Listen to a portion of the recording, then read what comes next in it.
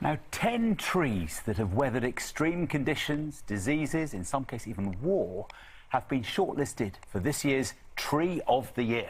The annual competition run by the Woodland Trust is celebrating nature's most extreme survivors, and this year's entries include the Colmstock Church Tower yew, which is growing straight out of this church you can see in Devon. No one really knows how the yew tree got there, but it's been there for 200 years. That's amazing, isn't it? Look at this one. This is another, the Earlstone lightning oak in Dumfries and Galloway. Its name originates from the time it survived a lightning strike many years ago. These really are tenacious trees, they're calling them up there. Very. Yeah. And finally, here's the Bollyhope Burn Birch in County Durham. It has survived against the odds for decades, hanging off a cliff face. Some brilliant names, as well as some lovely pictures. We're joined now on the sofa by the actor and Woodland Trust Ambassador, Charity Wakefield. Good morning. Good morning. Thanks for having me. For you, this is quite personal, isn't it? You love a tree. I love trees. I always have done, and I'm so lucky that I'm an ambassador for the Woodland Trust because I get to talk about them all the time. And this is a particularly brilliant campaign, I think, for the public to get involved with talking about their favourite trees and looking at these and thinking which one is the best and why. And there is a particular theme this year, and it's quite appropriate, isn't it? Because it's about resilience. There are trees on this list that you would look at and think, how on earth has that survived as long as it has? There's some incredible stories. There really are, absolutely. So this year's theme is resilience and survival, and some of these trees date back to 4,000 years or so. They've survived, as you've mentioned, a lightning strike. They've survived, one of the trees has survived a bomber plane crashing into it. Some of them, there are elms in there that have survived Dutch elm disease. There's an ash in there that survived ash dieback. And in most cases, it's the community that have come out to look after those trees and to really kind of cherish them and use them. There's a great example that I have to say I'm slightly biased about, which is the Crowhurst yew. Now, my friends who are watching will know I actually grew up a little bit in Crowhurst. I was living there with my mum between the ages of 1.5 and 5. And so I have memories of playing inside this enormous tree. But what I didn't know, and I found out recently through reading about this nomination, is that apparently in 1820, local villagers found a cannonball in there that was left over from Oliver Cromwell's campaign against King Charles I.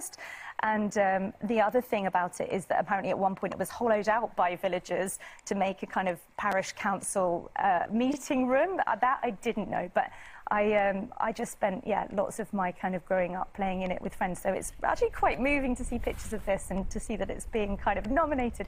But I can't tell people to vote for it because I am completely impartial. But it sounds and looks, that one, like something out of a children's fairy tale book, like Enid Blyton or something, Absolutely, yeah, The Magic Faraway Tree. I've been, what an amazing film, by the way. It was fantastic to see that. They could have filmed it there. They could have done, and I think that, as you say, it kind of really just sparks the imagination, doesn't it? Do you guys have a favourite tree?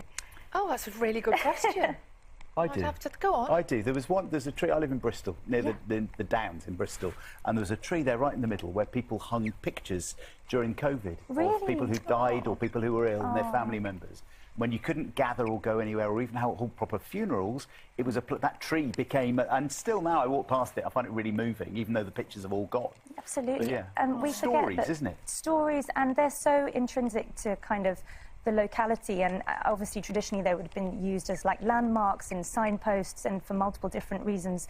But yeah, it's fascinating the range of trees that we have nominated this year, and some of them are nominated by the public.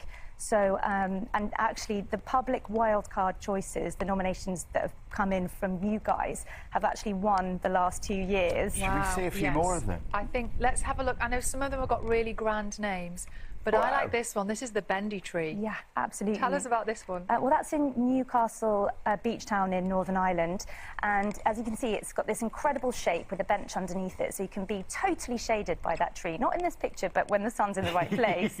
And it's been formulated by the wind pressure, that really, like, huge kind of, if you can imagine the wind and the sound and the salt pointing in that direction.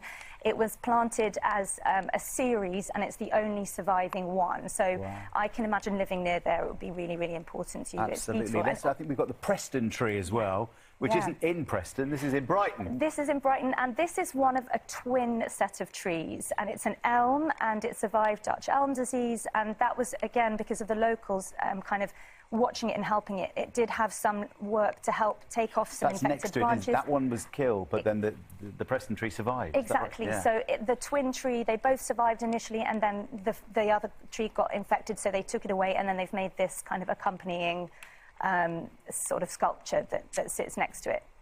Charity, it is so good to talk to you, and I know that people who are watching at home are going to be sending us pictures of their favourite trees, I reckon, from about now. I can't wait to hear those stories. Yeah. And they can vote Woodland Trust, is that right? They can go to the Woodland Trust website, and it's open from today. You can go and look at all of the trees that are in the competition, and it'll be, it closes on the 29th of September. Charity, thank you very much indeed for coming in. Thanks for having me. That's great.